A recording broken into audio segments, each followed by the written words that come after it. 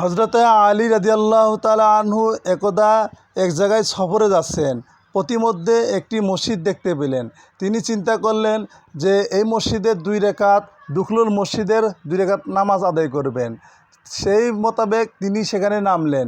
ঘোড়ার পিঠ থেকে নামার পর তিনি কাউকে দেখতে পেলেন না। একটু অপেক্ষা করলেন, হঠাৎ করে একজন ব্যক্তিকে তিনি দেখতে পেলেন। তিনাকে সালাম দিলেন, আসসালামু আলাইকুম রহমতুল্লাহ। সে ব্যক্তি সালামের উত্তর নিলেন।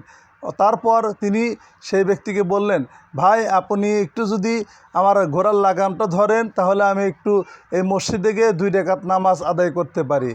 সেই মোতাবেক তিনি বললেন, ঠিক আছে দেন। অথচ সেই লোকটি ছিল একটি চোর। এই বিষয়টা হযরত আলী রাদিয়াল্লাহু তাআলা আনহু কোনাক্ষরেই জানতে পারেন নাই। তিনি ওই ব্যক্তিকে ভরসা করে সে মুসলমান হিসেবে সেইভাবেই তিনি ভরসা করলেন।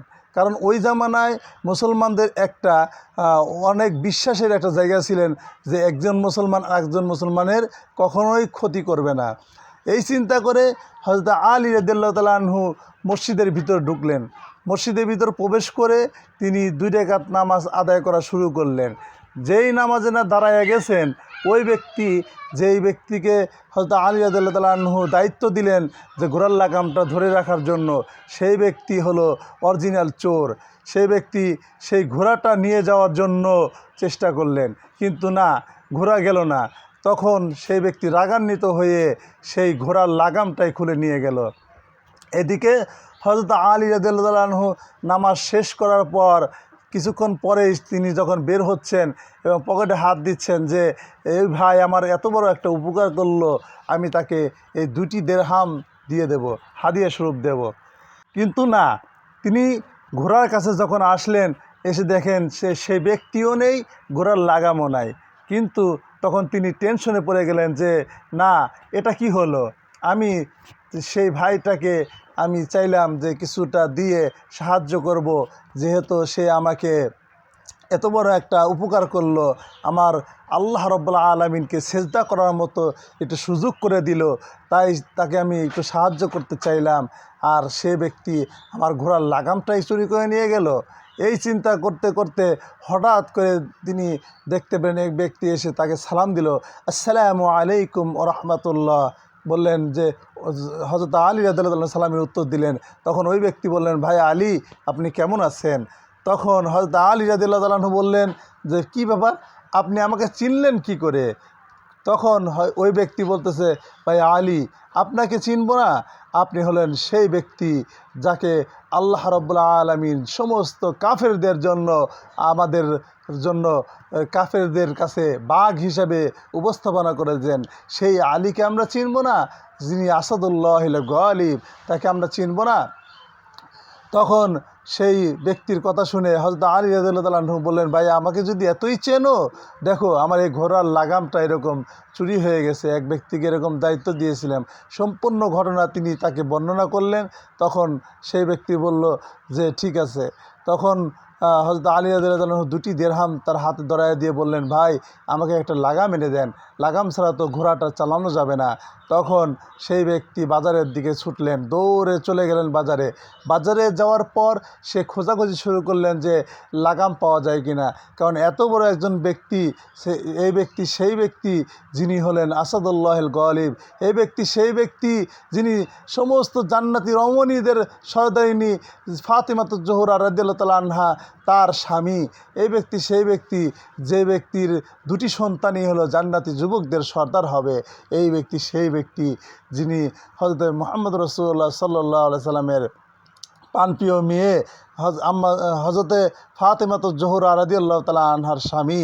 এই ব্যক্তির কথা আমাকে চেষ্টা করা লাগবে যেন তার এই একটা কাজ আমি ঠিকঠাক মতো আদায় করতে পারি। তখন তিনি চেষ্টা করলেন, সমস্ত বাজার ঘুরলেন, কিন্তু সে লাগাম কোথাও পেলেন না, ঘোড়ার লাগাম সে আর খুঁজে পেলেন না। তিনি তখন হতাশ হয়ে ফিরতে লাগলেন।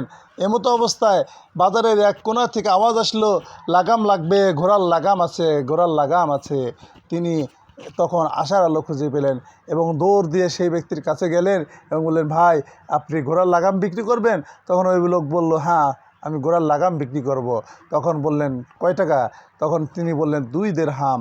সে ওই ব্যক্তি, যে ব্যক্তি কিনতে এসেছেন, সে ব্যক্তি তাকে 2 দিরহাম দিয়ে ওই লাগামটা নিয়ে নিলেন এবং নিয়ে দ্রুত হযরত আলী রাদিয়াল্লাহু তাআলা আনহুর কাছে আসলেন এবং তার হাতে লাগামটা দিলেন, ঘোড়ার লাগামটা দিলেন। ঘোড়ার লাগামটা নিয়েই হযরত আলী রাদিয়াল্লাহু তাআলা আনহু কান্না শুরু করে দিলেন। তখন ওই ব্যক্তি বলতেছেন যে ভাই আলী, আপনি এত কান্না করছেন কেন? তখন বলছেন যে ভাই, এই লাগামটা দেখেই আমার কান্না আসছে, যেই ব্যক্তিকে আমি এখানে দায়িত্ব দিয়ে গিয়েছিলাম, সেই ব্যক্তি আমার এই ঘোড়ার লাগামটা চুরি করে নিয়ে গেছে। অথচ আমি তার জন্য নিয়ত করেছিলাম 2 দিরহাম দেব, কিন্তু সেই 2 দিরহামই তিনি নিলেন, কিন্তু সেটা হারাম পন্থায় নিয়ে নিলেন।